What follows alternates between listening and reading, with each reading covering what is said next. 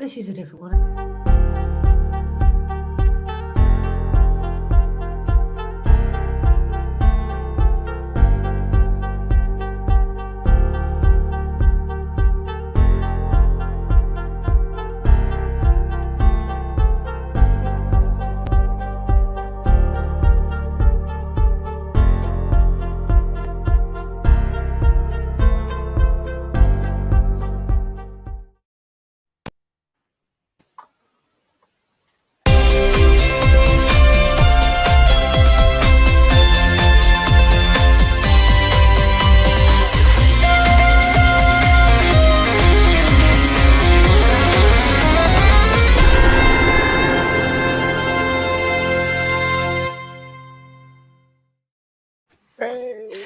Good evening, everyone. Sunday night, you know what that means. We've got another episode of ESC Fan TV, The Road to Liverpool. And tonight we are doing Festival da Canção and BenidormFest Part 2, Electric Boogaloo. I know.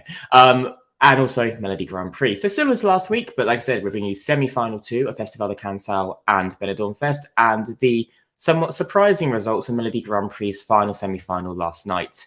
I'm your host, Elliot, as always, and thank you for coming along. And like I said, let's have a great show over the next hour or so. And if you are watching us live, make sure you leave us a comment and we'll put it on screen. And it'll be looked after by my lovely co-host for the evening, Stuart. Oh, lovely co-host. That I like. Just like Festival da Canção and BenidormFest. Not so much in Norway, but we'll get on to that very shortly. Good to be here, Elliot. I hope you're well. Yeah, I'm not doing too bad. Like I said, happy to talk about Eurovision as always. And like I said, there's a few things we can talk about tonight, which will be somewhat interesting. So I'm intrigued to hear the panel's opinion. Directly below me, we have him back again for the second week running. We have let him out the house, I promise. It's Matt. Sorry,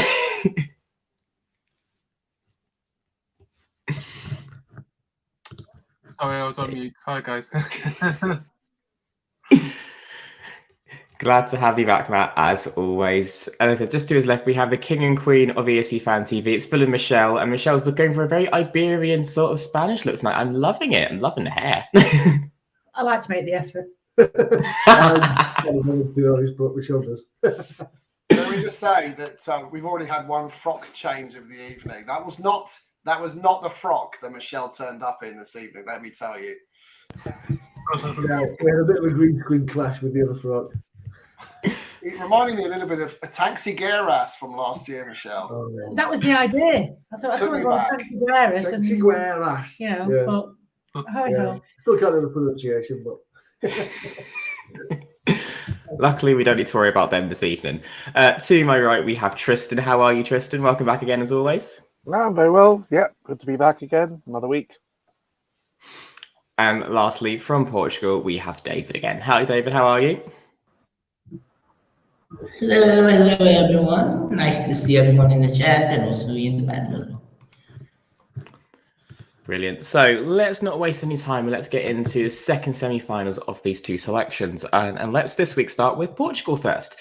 Yeah, Festival da Canção. As you remember, we went through Heat 1 last week and thought who could advance and who would potentially qualify and make the final. And now we're going to do the same for semi-final 2. Just to recap for those that are competing, we had Benuda, Barbara Tinoco, Dan, the punk sporty, God knows why I'm trying to say these names, but hey ho, Amanda Inacio, Ines Apenas, Evandro, Lara Lee, not going to try that one, The Happy Mess, and Voodoo Marmalade. Some very interesting band names there, I'm just going to say. And also one of the best song titles I've ever seen called World Needs Therapy. Yes, well, I do at least. Phil, Michelle, let's start with you on this. Who are your favourites from this semi-final and who do you think should be in the final from these semi-finalists? go on, Phil, you go first.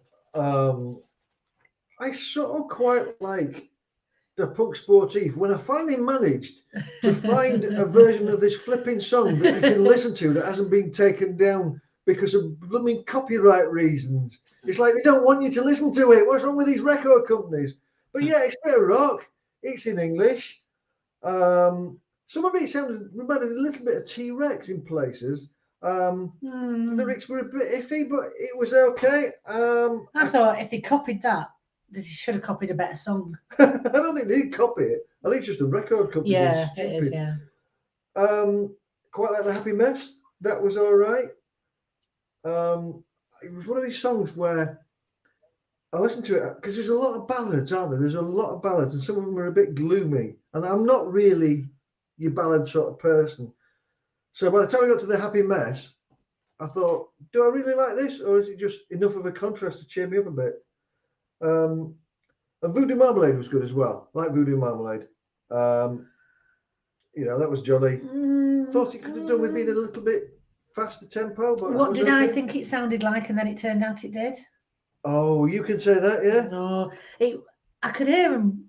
I could hear it, what was it? How did it go? The na-na-nas. Lots of na-na-nas, and it's the song of Money Heist. Bella Ciao. Bella Ciao. Of Money Ciao. Heist. It was doing me head in. I even pressed the little microphone on my phone and na-na-na'd it, and it worked out what the song was. Yeah. So that's how close to that song it is. So that sort of put me off it a bit. But The Happy Mess was definitely my favourite. I thought it was quite cool and retro, and the orchestral tones in it, it stood out a mile. I really, really like that one. The only other one I probably want to mention is El Mundo Nacho, is that? A Festa? Because that, I think, has the potential to be a bit bonkers on stage. I don't know. It could be good or it could be bad. But I kind of think... It looks like a sexy pirate. It might be another Conan Osiris. Was it Bandua? Bandua? Yeah. I wasn't sure. I was listening to it. We listened to it all the way through, and I didn't know if I liked it or I didn't like it. And it was like, oh, I sort of do like it now. Or no, I don't like it now. But then by the end of it, I sort of quite like the moody, quiet singing in it. I really enjoyed that one. I liked it in the end. But I think that's how you get a good song in Eurovision. It needs to be divisive. So, yeah, that's our opinions, I think. Thank you, as always, for the Michelle. I mean, we could all just go off then. No one will notice. Can we try that 1 week, Stuart? Maybe when we do Finland. Oh, bye. Never mind.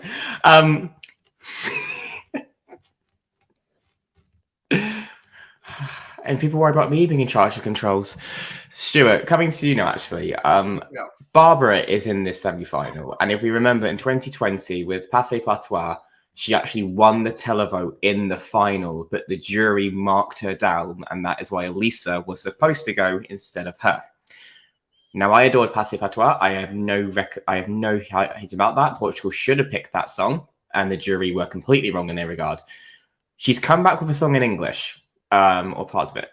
Can this get her over the line and win? Because we know the talent is there because we saw it in 2020. I think this is the song that Portugal should absolutely send to Eurovision. Good Night is a phenomenal ballad. It is so beautiful in every sense of the word. And I also think it's the type of song that guarantees Portugal another final position in Liverpool in May. Like in the last 2 years, Portugal have chosen very wisely. Conan was a poor choice in 2019. It was a fan's choice. It was. No, you don't agree with this, Michelle, but it didn't work on stage, regardless of what we think of it. Some loved it, some hated it, right? But it didn't work on stage. That was its issue, and very much a local choice. Definitely wasn't one for Eurovision. This could really set the juries alight. It really could. It's such a beautifully written song. She's got such charisma on stage. We saw that with her song in 2020. I agree with you, Elliot. I thought she could have won that comfortably. So I'm slightly hesitant here because I don't know what the Portuguese public are going to go for this time around. But it for me is the absolute best choice for Portugal, bar none. There are a couple of rather really good songs actually in the semi-final. Must call out a few of them. Inês Apenas is a beautiful song. It's kind of weird kind of vibe to it. It's kind of like a tempo ballad if there ever is such a thing. Skips along. It's really sweet. I love it to bits. A Festa that Phil and Michelle were just talking about. Again, another dramatic ballad. There's some epic frock choices in that song that we saw here. I mean, I don't know what's going to go on stage, but it also gives me Conan and Zaris vibes there. And Banderas as well, another really good song. But I'm going to go back to last week. I think Endless World by with the song by the band, Neon Soho, is another really good song for Portugal. I mean, I'm obviously gravitating to the English songs here a little bit, and that's not my preference. I prefer songs in Portuguese, but I think these two songs stand out for me. And the third best probably is Modo Vu by April Ivy, because it's got that kind of 80s up-tempo pop vibe, like a Portuguese Rayleigh on stage at Festival Eurovisão da Canção. I'm here for it. Back to you, Elliot. Thank you, Stuart. Matt, let's come across to you, because Stuart raised a good point there about like gravitating to the English songs, but is that the right choice? Now, the last 2 years, Portugal has sent a song in English and then with elements of English, and both have made the final and both placed well with the Black Mamba and Marlow. Do you think them, should they go back to Portuguese, or is it them having a bit of English, so it's a bit more of an internationally recognised language and sound, a better option for them?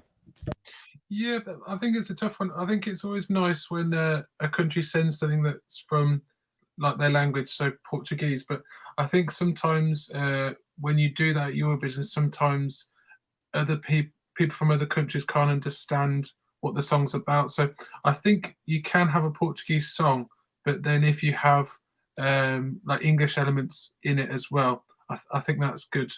So like Serbia's song last year was mostly in Serbian, but then they had like English subtitles. So I think having like English subtitles or something a bit English just to explain what the song's about, I think does help. But I really like it when a country sends something that sounds as though it's come from that country. So overall, I think yeah, if they sent something Portuguese, I think that'd be good.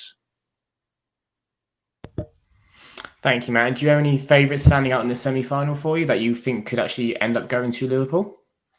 I think there's a few okay, but I just felt like most of the songs, it was like the sort of songs you could listen to in like a cafe or something, but I found a lot of them quite dull, to be honest. I thought Voodoo Marmalade was all right, quite memorable. I thought Inez was good. I like the piano. But for me personally, I think most of these songs, I think could struggle at Eurovision just because I think they are good, but I think a lot of them are just quite nice, and yeah, a few of them are not very memorable. And I just really hope that Portugal picks a good song this year, because I think, yeah, with quite a few of these this year, I think Portugal may struggle to qualify, but yeah, we'll have to wait and see. Tristan, let's come across to you. Now, obviously, on Tuesday, something quite important is happening in the World Eurovision. That's the allocation draw is taking place. So we'll know who is competing in what semi-final, as well as the automatic finalists in what semi-final they'll be voting in. Yeah. Obviously, I know it's not always about this, because I think it's just a televote-only semi-final this year. Neighbouring countries and friendships and things like that do play a bit of a part. And Portugal was known for having one nation as a friend. They still won Eurovision in 2017, despite that. But with that in mind, does that almost impact, or is it a worry for not only Portugal but other nations about, firstly, who they send to Eurovision, and do you think that impacts who could actually win Festival da Canção this year? Because it's not just, you can't really now go for the jury option, because the jury option may not even be in the final. It will 100% impact it. I think it's an awful idea. I understand why they've done it, because they're trying to avoid the controversies that happened last year with those 5 countries that may or may not have been exchanging votes. But I think it's a terrible idea, and I think it's to the detriment of the contest that it's going to be televote only. Because I mean, I like a good club banger, say more than the ballad. But what I like more than that is to have diversity in the final. And if we're just going to have sort of like chart friendly songs in the final, then that's not going to be good for the festival. So no, I think it's an awful thing. Hopefully, it's only they'll change their minds. They have changed their minds in the past, of course, and they'll realise that it's not working. As for Festival da Canção, this second semi-final I'm not keen on. My top 5 are all from semi-final 1, and I think it's quite a few in semi-final 1 that would get through on the Saturday night. My favourite of semi-final 2 is Ines Apenas, Femme du Monde. It's a lovely, slow, jazzy ballad, and it's got a beautiful build-up, and it starts with the piano, and she's got a gorgeous voice. I love the instrumentals in it, and that instrumental build-up towards the end is absolutely fantastic. But the juries would love it, but I don't know if the public will necessarily vote for it. So I don't think there's any songs in semi-final 2 that the public, the European public, would put through to Saturday night, which is a real shame. There are plenty in semi-final 1 that would make it, but my favourite of semi-final 2 is definitely Ines, and then my other 2 which come after that would have to be just checking my app, Bandeiras, which again it will be very Conan Osiris, I think. It's got that sort of like possible sort of mixture of it stands out a lot, and the staging will make it stand out. But the staging with Conan Osiris was quite spectacular, and it didn't get through. So I don't know. And then the other one I quite like is Edmundo Ignacio, A Festa, which is again it's. He's got a beautiful voice, and it's a very Portuguese sound, but I don't think. I mean, he's got a lot of passion, but I don't think the song is that great. There are some amazing singers this year. I mean, I think Ivandro has got a beautiful voice, but his song is quite boring. But what a beautiful voice! He's probably the best voice of all the Festival da Canção this year. But the song is really doesn't stick in my mind. I've forgotten it already, and I only heard it for the 3rd time this morning. So that happens quite a lot. Great voices, poor songs. That's why I like Ines Apenas from tonight, because that's a good song and it's a good voice. But as I've said, overall, my favourite of all the songs is Sal Viver, which won't get anywhere, but I really love that. And Leon Soho I like as well. And I like Mimi Cat. All of those would get through on Saturday night. And Mimi Cat's reference there for Little John in the chat, who said, "What about Mimi Cat?" Well, we talked about it last week. Tristan's just referenced it again for you today, Little John. So there you go.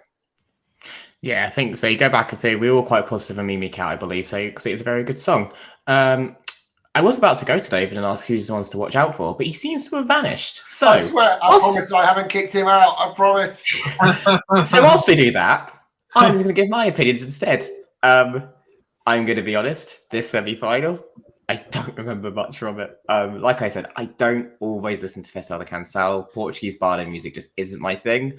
But Barbara does stand out for me for her voice more than anything.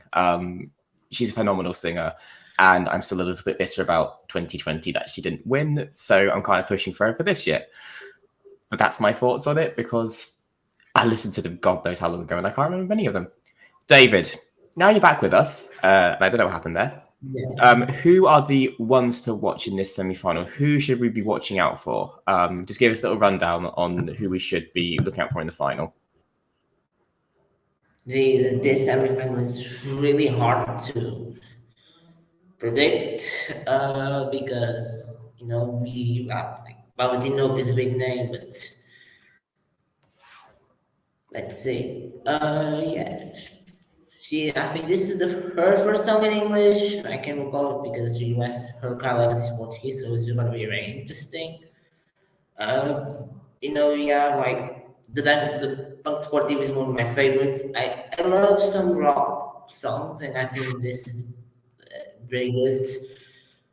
Also, fun fact: one of the Happy Mess members actually is a journalist for Six. So, I don't know if it's going to be right over here, but Independent is a fantastic song. I love the piano part, which is fantastic. Got me off guard when I first heard it in the launching of the songs, which was I think last week. And I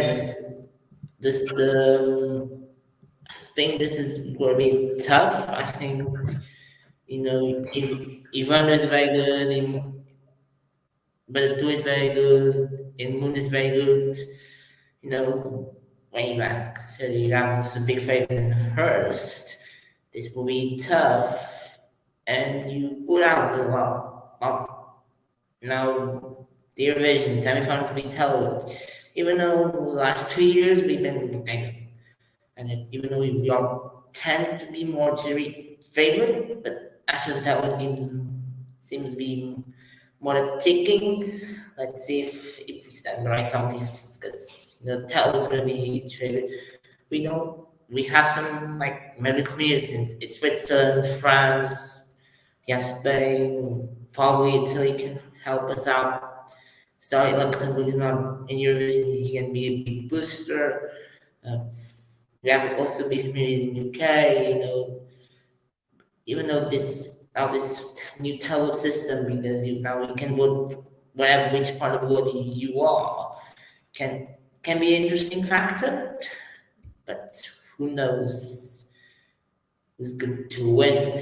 So, but also we need scenarios which can be available to do all pre-season parties, because last 2 years we didn't do enough promotion. We need to do promotion if we want to do well. If you want to get to the European public, you have to do the great parties. If we don't do nothing, and in terms of odds, I don't have odds. We don't have odds, which is strange, because even statistically we go to the U2, which is the most watched. If I go to the Vision, which is I'm a part of, a lot of love for me got from the first semi-final. Bishop seems to be getting a lot of love. Now recently in Egypt is getting a lot of love. Actually, next week she's going to perform here in area. I hope she give it a little bit of glimpse she can do in the second semi-final. I think it's going to be interesting. It's going to be tough, very, very tough. Brilliant. Thank you very much, David. So that's what we've gone through round 4, semi-final 2. So just to round out Festival da Canção, just going to go around and ask all of you, who do you want to win? Or should I say your top 3? And yeah, let's just go with that. Who do you want to win Festival da Canção 2023 and represent your Portugal and Liverpool? And I'll let you have 3 names because there's a lot of artists here, so I won't be completely mean. Let's start with Matt. Who do you want to see in Liverpool? So from semi-final 2, I'd go for Voodoo Marmalade, Ines, and who was the other one I was going to go for? I'd say Terenice. I don't know how you say it. Terenicina, I think that's it. Yeah. Thank you, Matt. Phil, Michelle, who are you wanting to get the ticket to Liverpool from Portugal? If we're talking overall, I'm going to go all semi-final 1, and I'd go for Mimicat, SF and Sal. Now this lot, I think the Happy Mess was my favourite out of semi-final 2, but I'm semi-final 1, I think, all the way. No, you're wrong again. I'm going SF, Happy Mess, and Bandura. So I think you'll find that I'm right. Well, we'll find out in about 6 weeks' time, and hopefully there'll be no fighting in that household. Or I would say rubbing it in, but that's half the fun when you're right. It's gloating. Tristan, who are your 3 you want? Who are your runners and riders for Portugal? Well, they're all from semi-final 1. My favourite's Sal. My second favourite's probably Neon Soho, and third favourite's actually Claudia Pascual. But as far as I think the ones that will do better in Liverpool, well, I think Sal would be lovely to see in Liverpool, because it's got such a nice psychedelic sound to it. I love the harmonics. I think Sal could do really well, but unfortunately, it's not going to do well probably in Festival da Canção. Obviously, the Amy Winehouse of the Tagus, Mimicat, she would do very well in Liverpool as well. So yeah, all from semi-final 1, please. I mean, I'm just going to jump in here and say there's only really 2 that I'm pulling for this year. Like I said, there's a lot, and just a few just don't stick out for me, and that is Mimicat and Barbara. I'd be happy with either. But if I had to pick one, probably Barbara. I think it just edges it, mainly because of what I said last about Mimi Cat. Still reminds me of France instead of Portugal. That's still a slight roadblock for me, but still a brilliant song. But yeah, Barbara or Mimi Cat for myself. David, who would you like to see represent your nation? This is for you and your country at Eurovision. Which winner or top three do you have?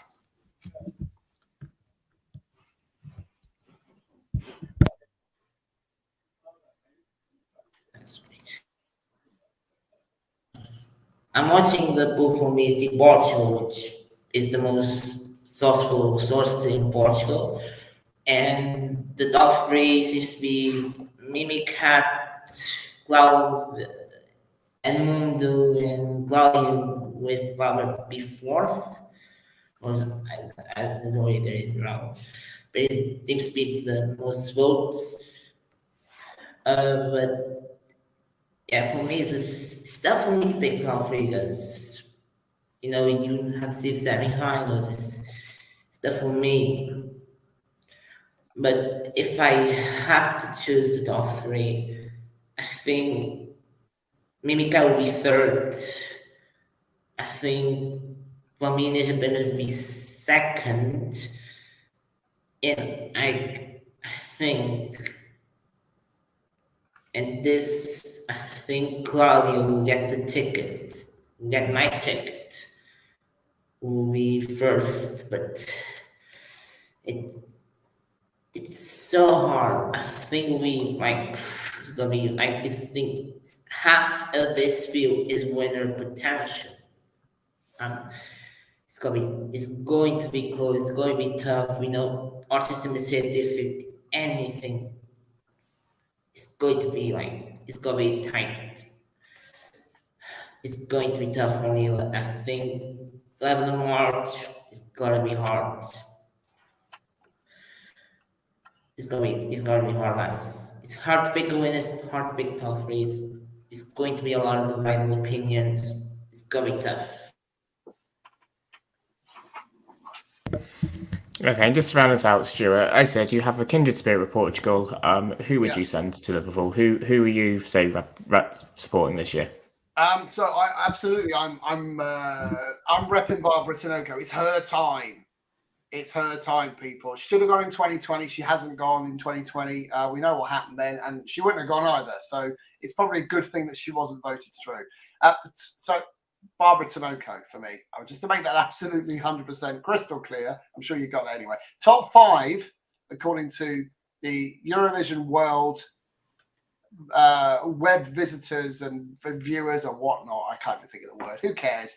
Is these 5. Sorry about the really crap graphics at the moment. Neon Soho with Endless World. Claudia Pascal, who was the Portuguese representative back in Lisbon in 2018 with Nasci Maria. Edmundo Inácio with A Festa. Barbara Tinoco with Good Night. And at the moment, without question, the number 1 favourite is Mimi Cat with A Carousel. So there are your 5. I would predict it's probably one of those. Tristan's got a completely different taste. He's showing his top 10.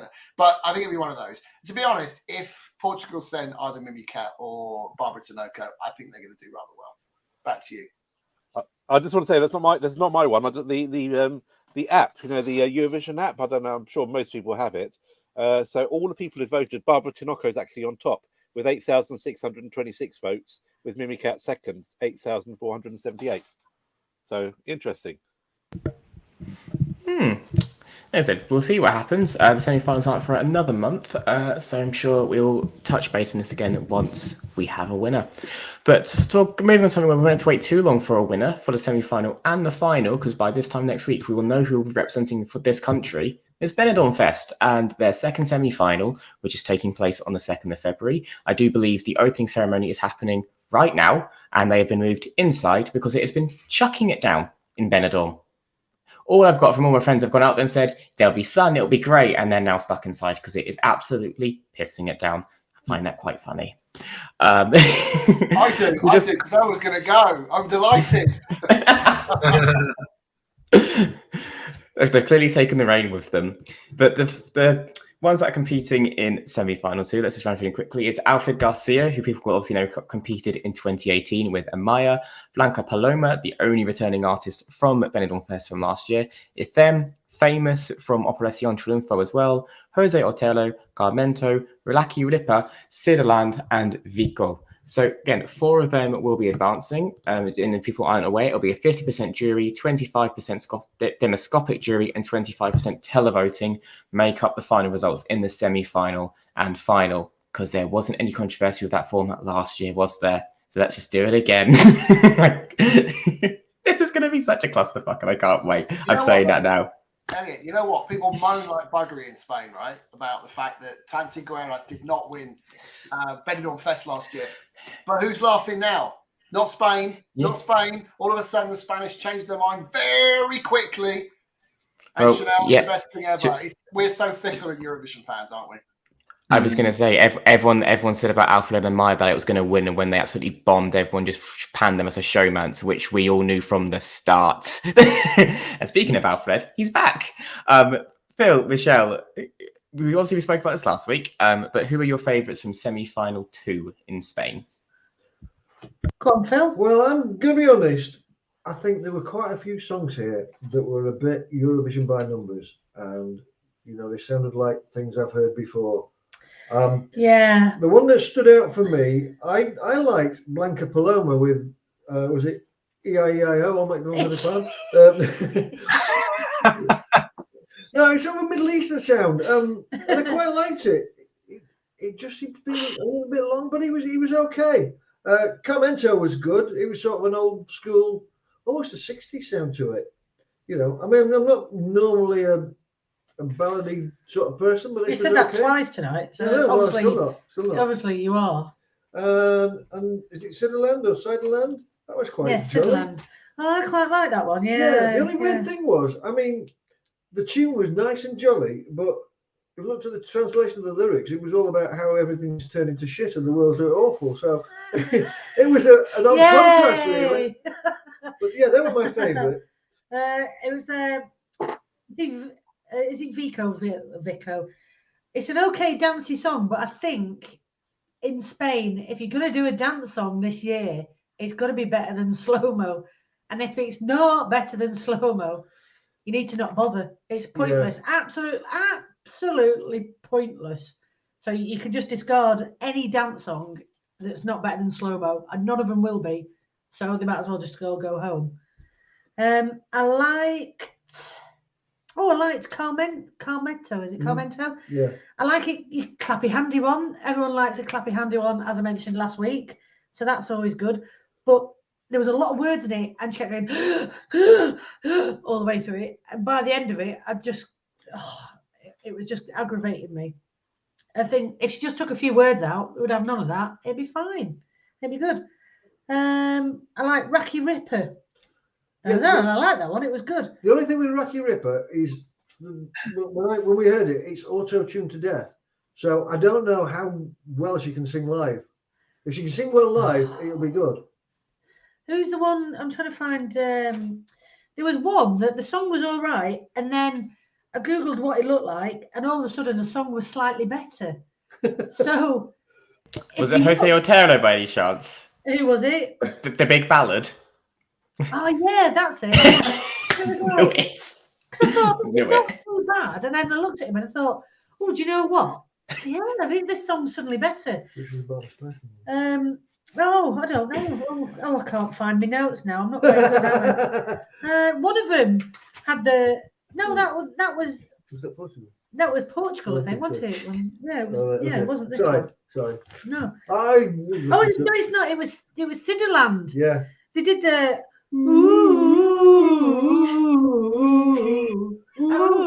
and it really got me nervous. It was like, what is it? And it was Barbara Streisand. And I'm like, oh, you've ruined it. You've blown it now from doing that. So, well, I think that's rambled long enough. Yeah. No, remember, Film Show, we're gonna have a whole hour of this one week. Just wait. Oh no. So Stuart, let's come to you now. So I've had just a quick look at the odds. Eurovision World, as you said, because they're so reliable, especially going what happened in Norway last night. And the favourites from this semi-final to advance are Blanca, Vico, Jose Otero, and Alfred Garcia. Can you see those four being the four in the final next week? Probably. This is the problem with the format, where it kind of works for you and also works against you, because when you start dropping in former Eurovision participants, there's a natural tendency to vote them through.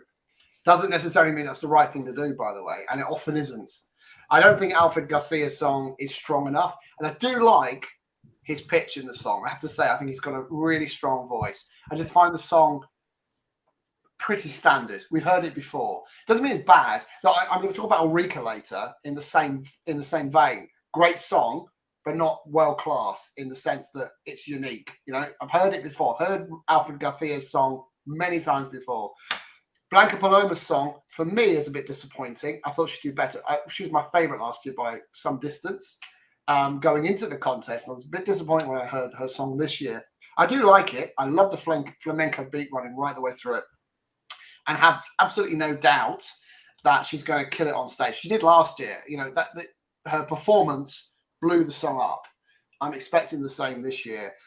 Famous's song, it for me sounds like every other Latin-inspired up-tempo pop that Spain have ever sent to Eurovision. So I'm going to discount that because I don't see it being a potential contender.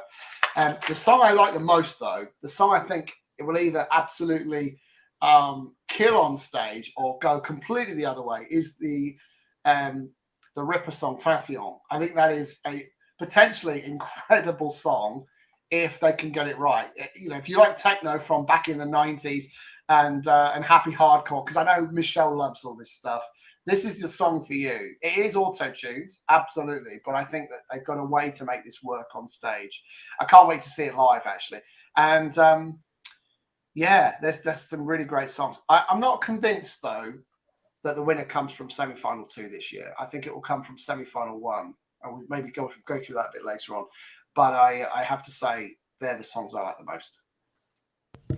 Okay, thank you, Stuart. And Matt, it's going to come to you now, because again, Stuart just raised a good point there about voting through people that they have seen before. And obviously, we've got 2 previous Operación Triunfo people who were big in that show that year, which is Alfred Garcia and Famous. And Famous has made it no hidden thing. He wants to do Eurovision. He's desperate to go.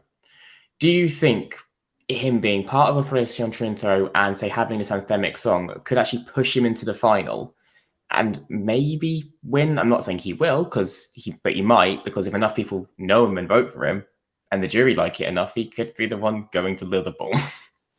Yeah, I think he's got not a bad song, very Spanish sounding, something you could dance to as well. I think it feels quite fresh as well. Yeah, I think it's quite a distinct song, and yeah, I could imagine him going to Eurovision. Yeah.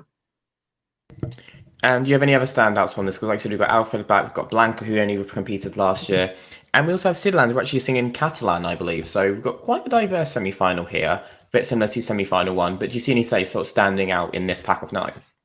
Yeah, I think EFM stand out singing about their muffs. I think that's something that a lot of people are going to remember. I like, is it Jose Otero? I thought that was quite an interesting song. Also, Raki Ripper, as the other guys say. I think that would be a good one. But as Phil was saying, I just worry that it might not be very good live. That's the only thing with that one. As I was talking about Famous, I think that's a good one as well. But I think my favourite from all of them is probably Raki Ripper. I think it's really different, really catchy, almost quite like futuristic sounding. But yeah, I just hope that she can perform well live. Yeah, I must admit, Raki Ripper's she's one of 2 I've got as potential hot mess next week in this semi-final. You know, I think she could be an absolute train wreck, and Ethem could be an absolute train wreck live. And I'm going to say about Ethem, because you've got so many different voices and harmonies in that song at quite a fast pace. and they're clearly going to be dancing. It's one of those songs where this sounds great on radio, but how do you stage this? And we're going to touch on that in a few songs in Norway as well, and we've had this before. David, let's come across to you. Who is standing out for you in this semi-final? Who do you see advancing? Yes, this semi-final, I think El Vencedor is not in this semi-final. I think the first semi-final, because you have Las Favoritos in la primera, nesta, at least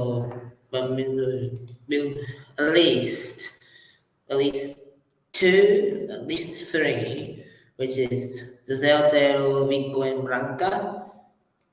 I think those are the three. I think they'll guarantee a spot in La Finale next week, next Saturday, because this semi-final is on Thursday. You need to check the calendars, but I think it is. I think Vico seems to be getting a lot of love. Seems to be. I think she was the early favorite early on, and then, knocked out. I overtake her, but I think the starting will be good. I love Silent Song. It's very catchy. It's like it's in Catalan, which Benidorm is in Valencia. Like they can get the understanding a little bit. I think if I think I have three locked down. The final spot, I think, is going to be between FM, because I think government, I don't know what they're going to do, but last year we have a boy band, didn't do well.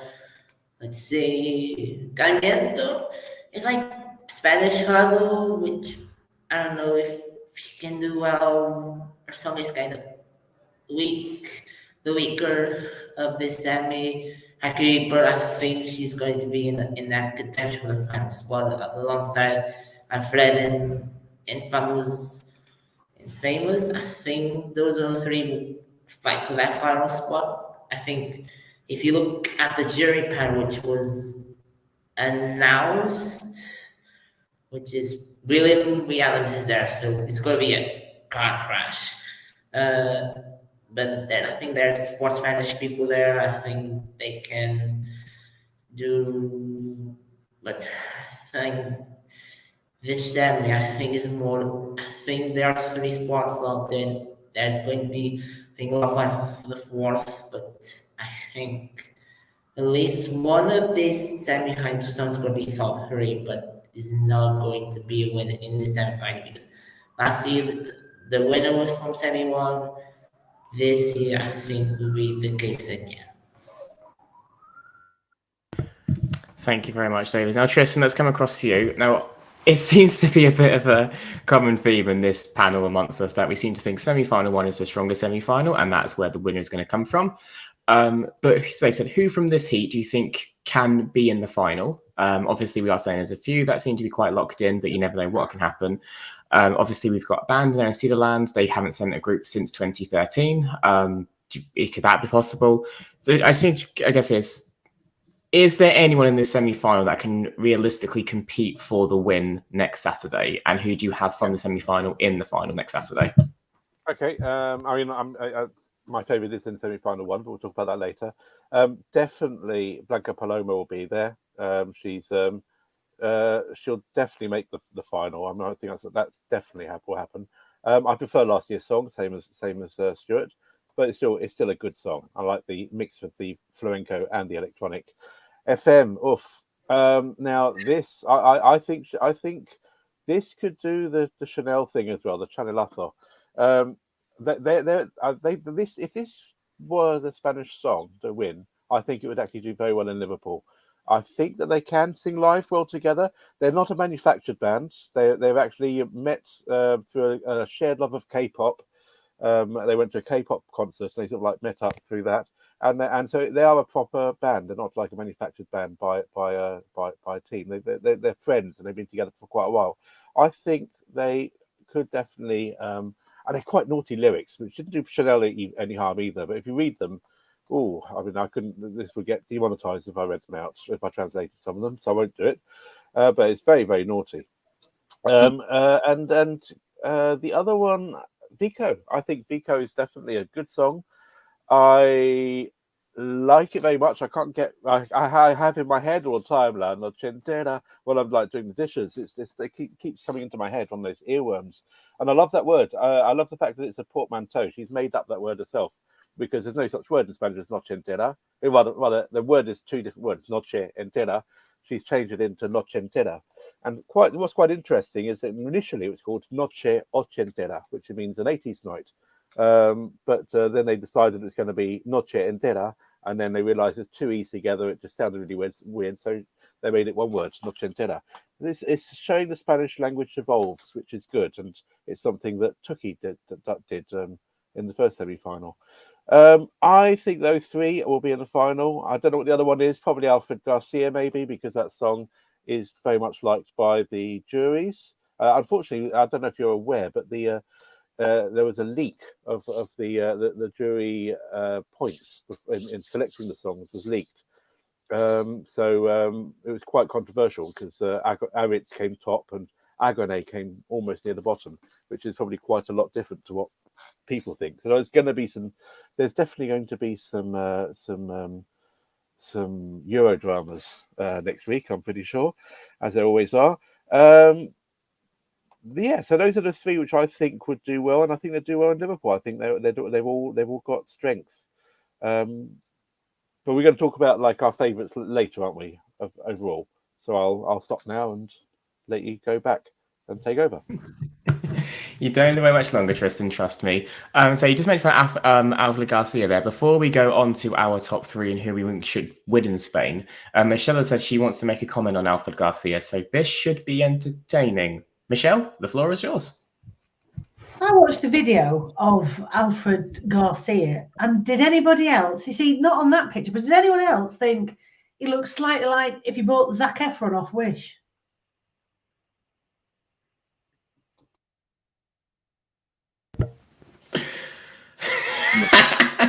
I mean, I kind of see it. Yeah. If you watch the video, you go, oh, it's like I've seen him before, yeah, and he's got a look of an air of Zac Efron, which is not a bad thing. No. That was it. That was all I had to say. Mm-hmm. Fantastic. Well, I'm sure that's what all we're going to be thinking about next Thursday when he sings now is, oh my God, it's Zac Efron. So, moving on to round this out on Spain, like I said, it's their final next Saturday. This time next week, we will know who has won and going to Liverpool to represent Spain. But as the odds stand currently, Fusa Nocta is the bookie's favourite, followed by Alice Wonder, Agone, Alex Allen, and Megala are the top five. Obviously, that can't happen because all of those five are in the first semi-final and only four can advance. So the bookies have got it wrong somewhere. But let's go around the panel and say who we want to win. And let's just say our top three as well, like we did with Portugal. Let's start with you, Matt. Who is your top three in Spain this year? So my top three are Ethem, Jose Otero, and Raki Ripper. And if she does a good performance, I'd really like Raki Ripper to go through. Thank you, Matt. I realised I've not actually mentioned anything about second semi-final. I have to agree, similar to first Portugal, first semi-final stronger, but one of my favourites in Jose Otero is in that semi-final, so I hope he advances. I'm just going to say my top three here. It is Agone, Jose Otero, and Twin Melody. Now, I know Twin Melody aren't going to be in the final. I just want them to have a lovely time, but the song is very catchy. But I do think Agone and Jose actually have a very equal chance of winning the whole thing, especially if Jose can sing that very well. But I do think it is Agone's to lose, to be honest. I do think he is the one that's going to win it next week. And I'll be very happy, to be honest, because he's got a good song. He sings like Anne Lambert, and he's not bad to look at. Mm. Yes, I'm shallow. I don't care. At least I own it. Phil, Michelle, who are you rooting for next week? I'm not shallow at all. I listen to the music with my eyes closed. Yeah, me too. Right, I'm going Sharon, Alfred Garcia, and Sal. Oh, see, I'm going Megara. I like Megara from last week. And I like Blanca Paloma. And go on. I'll go with you, Elliot, and Twin Melody if you got the cheeky girls off Wish. But yeah, they're my three. No, you're wrong. I just hope there's not a car crash like Sarah Diop was last year. That's all I want for those two. Just get through the performance. David, who is your top three for BenidormFest this year?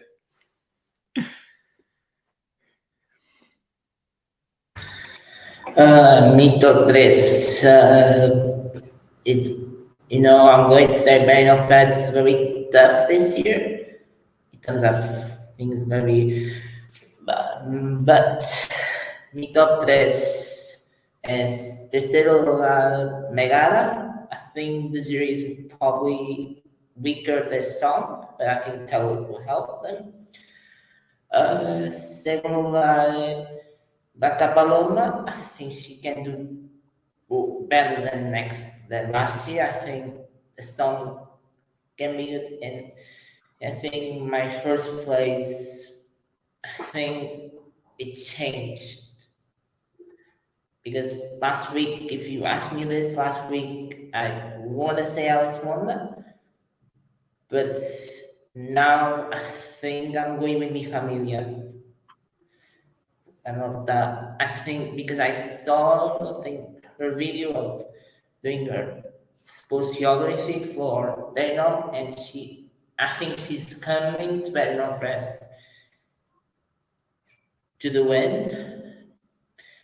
If you didn't saw the video, I think it's on YouTube. She can do fantastic in Liverpool. I think if she can do that stage in Benidorm, she can do well in Liverpool, hopefully.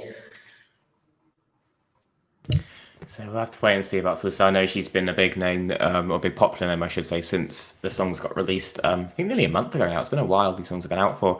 Tristan, who are you backing for in Spain? Obviously, I said you have affinity with this country. It's where you grew up. So who are you wanting to represent effectively like your second country, isn't it, Spain? Yeah. My favourite is actually from my hometown of Gandia, where I grew up. And it's Fusa Nocta. Absolutely love Mi Familia. That's what I'm going to be rooting for. I also like Blanca FM, Sofia, that Tuki song, and Aritz I can't actually choose which is my second favourite out of those four. So I would probably, it changes every day. I'd probably say Blanca would be my second favourite, but the one like I keep saying to myself is Tuki. I can't get that out of my head either. But if you want to know which one I think would do better in Liverpool, it's Aritz.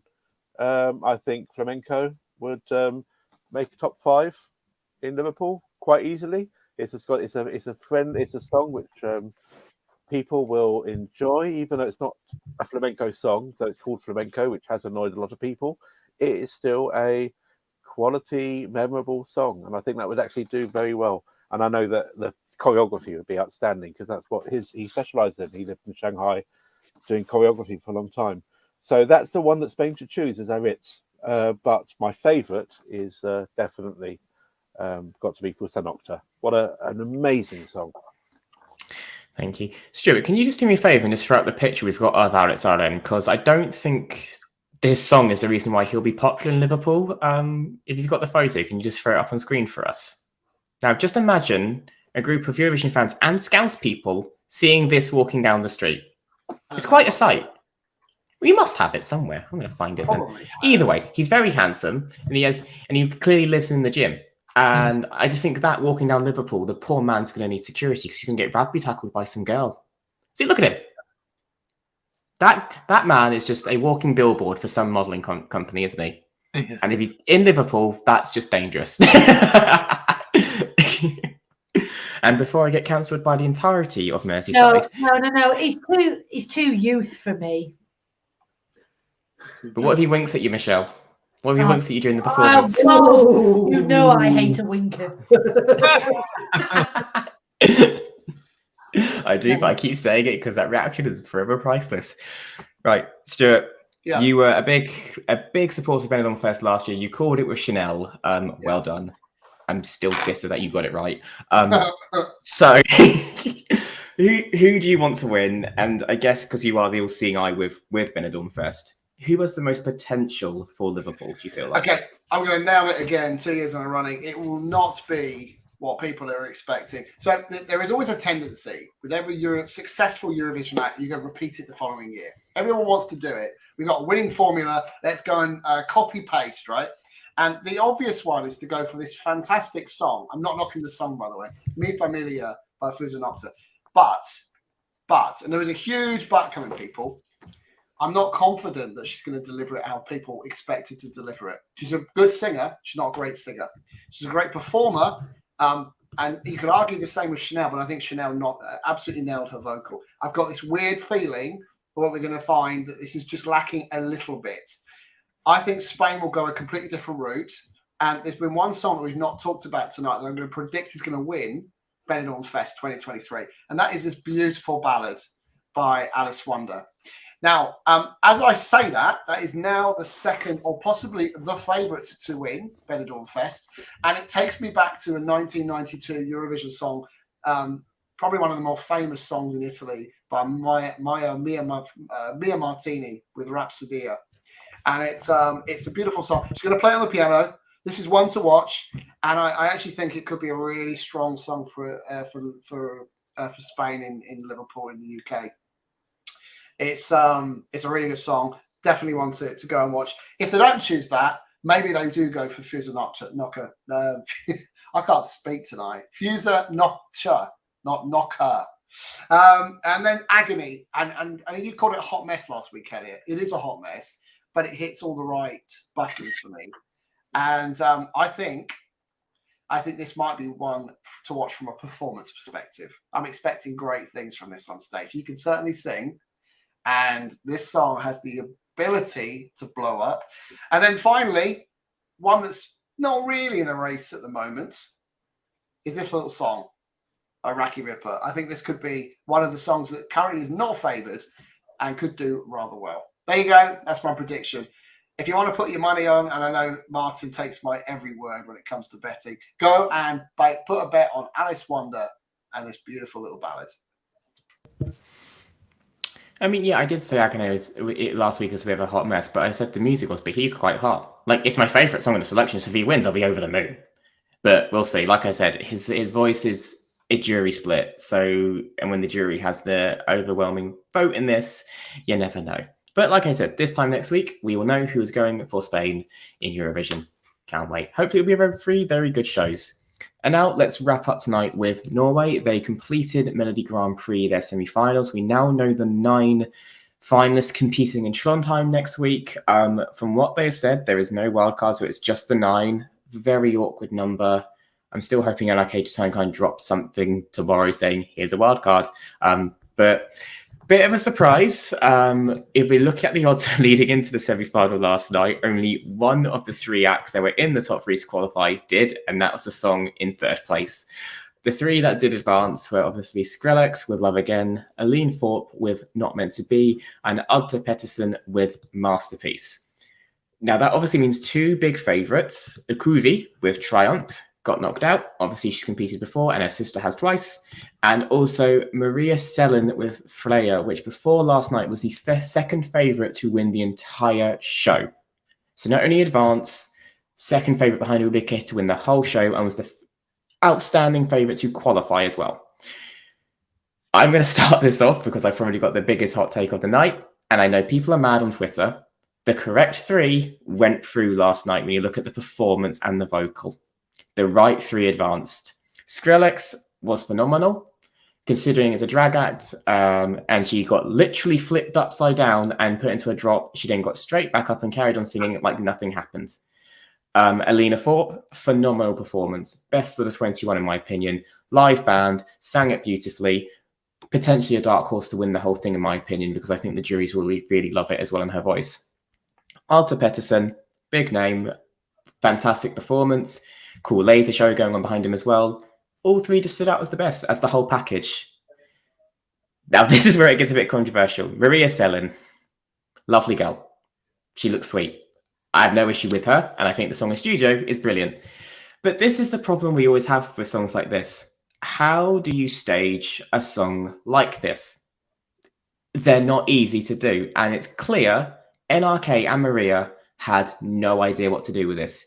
You've got her stood there with the tree then catches fire, that's it. The song literally has an hook, bang the beats of bang the drum, hit the drums of love. There's no drums on stage, there's nothing. And I'm just going to be honest, because people are saying, oh, it wasn't bad. She was nervous and you could hear it. She sounded flat or pitchy, and she never found her rhythm the entire song, sadly. I think when she sang the Norwegian part, that was the best bit of it. But it was very clear, and even in the recap, she looked quite emotional, so I think she knew she hadn't done enough. I think Akuvi came fourth because I thought that was a very strong performance. You can see Annalise's face when she didn't get through. They all thought she'd advanced. But I do think last night, the correct three did go through. And last night, the ESC Fan TV chat were talking, and they are the three that we picked as well between us who were talking about it. I could be completely wrong, and if I am, feel free to drag me now. But Stuart, you love a camp drag act, you love a solid performance, and you like a good laser light show. But were these the three that should have gone through last night? Do you agree with Norway? No, I don't. No, I really don't. I'm actually really disappointed in Norway. I'm gonna just go on a little bit of a rant because I've bigged up Norway for the last few years. I think it's a really poor selection. I'm sorry, I'm going to go against the grain. A lot of people were saying Norway this year has been the best Norwegian selection in ages. They're not speaking the truth. It's not. It's a really poor selection, in my opinion. Half the songs that were good have not gone through. Last night, Akuvi's Triumph, although it is a copy of Margaret's Call Me Down from Poland's national final a fair few years ago, was a really good song. I'm disappointed they didn't go through. I do love a camp drag act, but this was not for me, weirdly. I found it really borderline basic. And I think you're going to see a much better drag act in BenidormFest this week. So I was really disappointed. I just don't think it's the right type of song to elevate a national final. I look at those 9, and I think half of them probably shouldn't be there. So I'm disappointed for Norway, really. Not disappointed for the artist. The artist deserved to be there. But I look at the overall standard of the songs, and what started off as a very diverse national selection in Norway has quickly become pretty standard Scandi fare in the final itself. Lots of ballads, lots of anthemic songs, and a couple of weird and wonderful pop songs. But that's what you do end up getting when you allow the public to vote for songs. I want to quickly turn to this the song last night, which I thought was one of the better ones. Stig Van Eyck with Someday. I thought it was absolutely fantastic. You talk about diversity in Eurovision. This was a very diverse song. It's reggae. It was brilliantly performed on stage. It even had Greta Thunberg there at the start and the end of the song. It really was a fantastic entry, and I have no idea what the Norwegians are doing not putting that through. But yeah, they chose not to. And for me, the best song of the night, by some distance, was Tyrrell with Break It. The lyrics are incredible. It's classic. It's powerful. Give you my heart, you go and break it. I just thought it was really, really well performed. Great vocal. Difficult evening for me for Norway. Sorry to all the Norwegians. I'm upset now, but hey, I'm just speaking my truth. I mean, don't be too sad about Tyrrell, Stuart, because she's wrote a song that's in the Icelandic final, so she still might get to Eurovision just as a songwriter this year. Swings and roundabouts, as they say. And to quote on Stig, as Leonora said in 2019, don't get too political. You can't have a happy reggae song with political lyrics because it was heavily political. I was like, oh, wait, what? Hang on. And also kids on stage. No. Kids vocals and kids on stage. Big no. Didn't like it. Phil, Michelle, what did you make of last night's semi-final, and what do you make of the final in general? Now, right. I shall whiz through this. This was the first time that we had heard the Norwegian songs due to just couldn't be bothered really.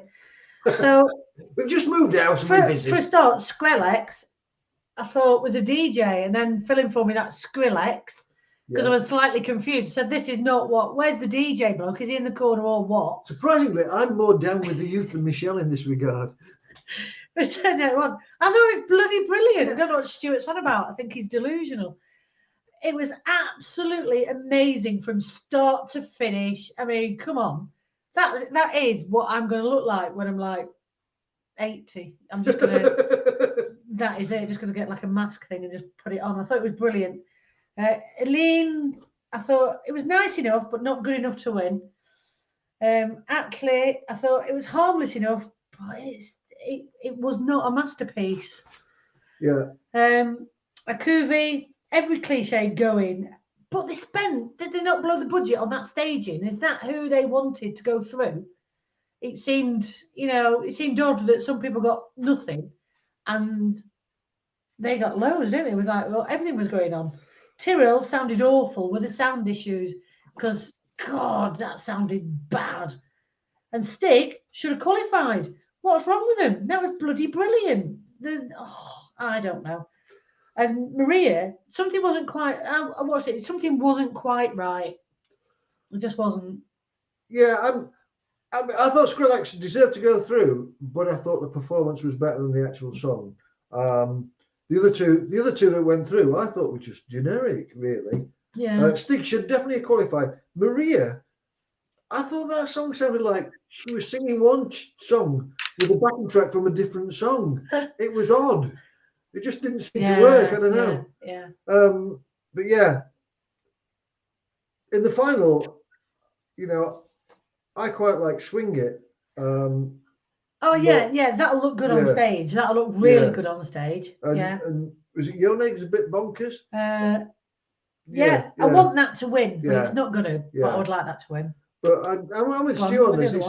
Well, no, I thought Alessandro will probably win. Yeah, that's a stomper. Yeah, Ulrike, it's not the best song. No, it's not my cup of tea either. Tsunami.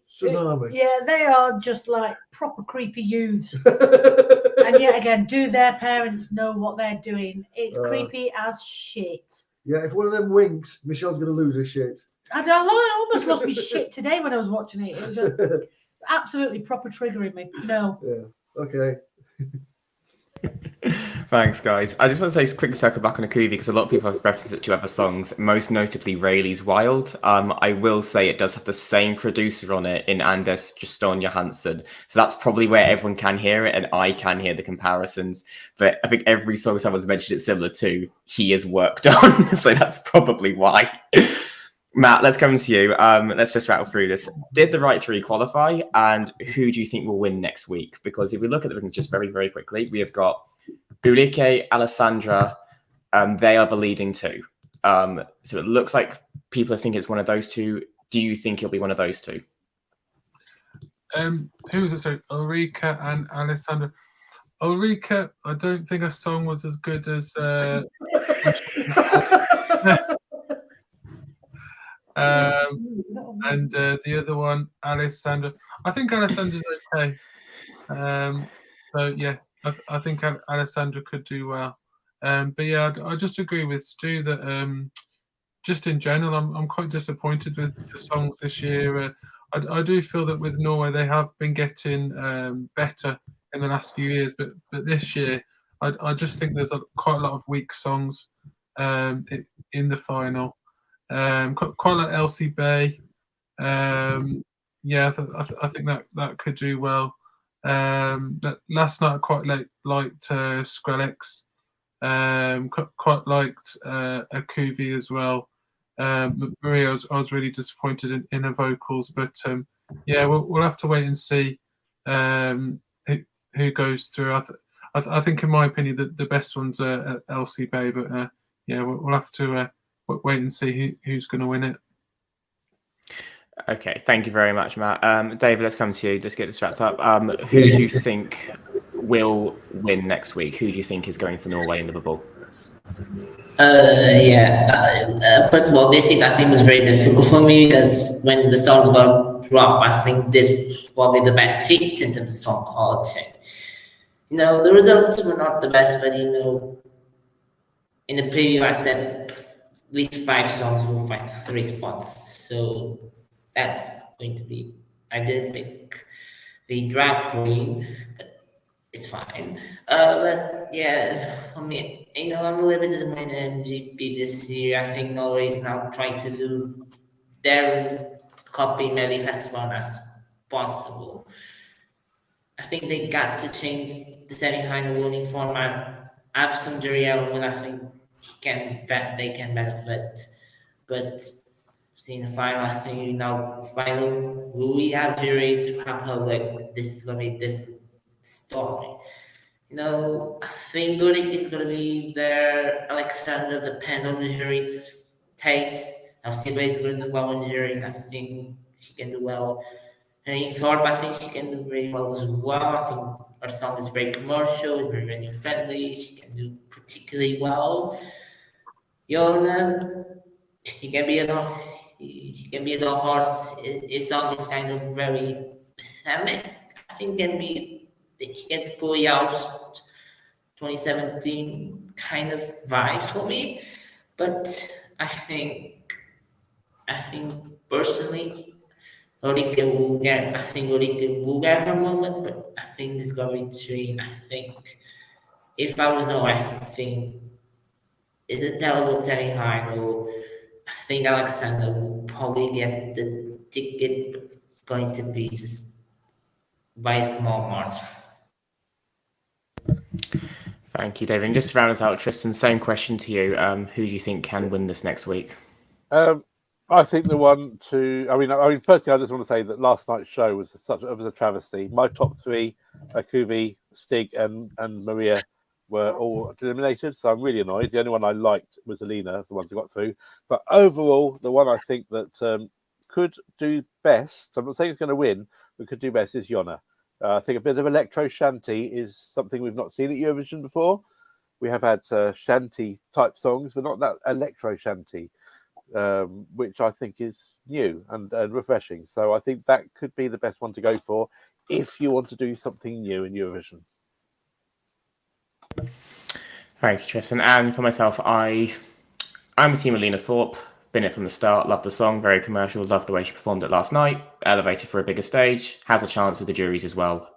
Could sneak into the top four. Not sure it will win though.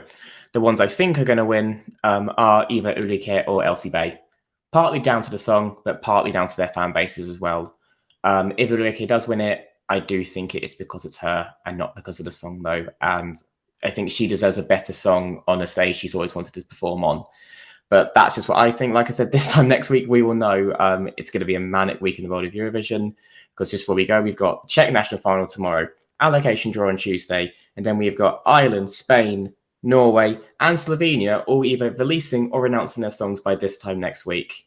Yes, Michelle, it's all about to get a bit crazy and hectic, and that's not including the start of Melody Festival next week as well. So brace yourself, guys. It's going to be a manic 6 weeks. But that is all for now, guys. Thank you so much, everyone who stayed with us. If you liked what you've seen today, drop us a like and a comment on Facebook, share it. Tell us what we did good, what we did bad. I don't care. Like, it's all valid in my opinion. If I was a shit host, say it. It's fair. You're probably right. Not you, Michelle.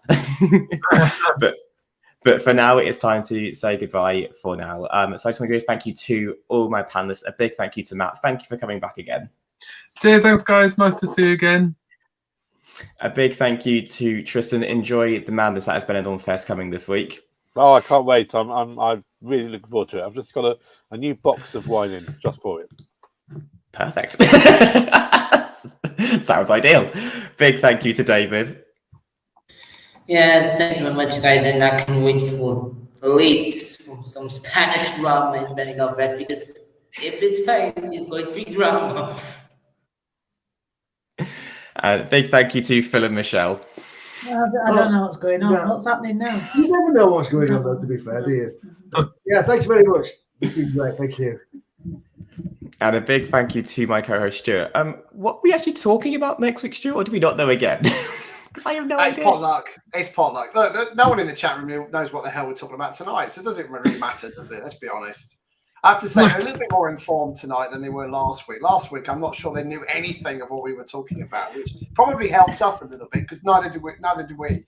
Anyway, just a very quick point on Norway. Norway will absolutely select Ulrika to go to Eurovision this year, and so they should. It's probably the only song in that final that can get them on the left-hand side of the scoreboard, in my opinion. Sorry, I do love the Elsie Bay song and Jörn's song as well, but I think Ulrika's the best bet, and she hasn't been to Eurovision, and she should have been in 2020. So good luck to her. We'll figure it out for next week, Elliot. We'll come up with something. Join us at the same time every Sunday, 9 p.m. Central European time, for more of this absolute shite. Couldn't have said it better myself. And yes, we don't know what we're talking. What I can say for certain is we will know what we're talking about by 8 p.m. next week. Well, I will at least. I don't know if anyone else will, but I'll just wing it if I have to. But until then, thank you very much, guys, and we will see you all next week. Enjoy the madness. Bye.